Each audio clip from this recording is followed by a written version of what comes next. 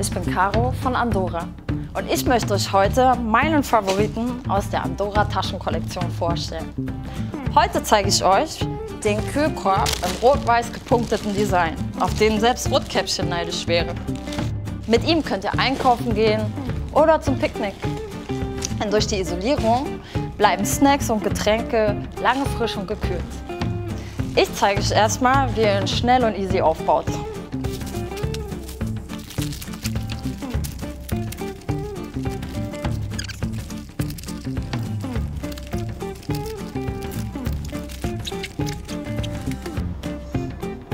Wie ihr seht, besteht der Henkel aus einem leichten Alurahmen. Der Henkel ist beweglich und rastet ein. So fällt das Körbchen nicht um. Der Griff ist gepolstert, der Reißverschluss ist umlaufend und wie ihr seht, ist selbst der Deckel isoliert.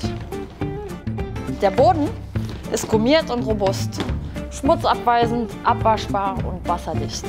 Das Material besteht aus Polyester und ist wasserabweisend. Nach dem Gebrauch könnt ihr den Korb ganz einfach zusammenklappen und somit ist er echt platzsparend, oder? Wir haben ihn übrigens auch noch in vielen anderen Designs. Schaut mal hier.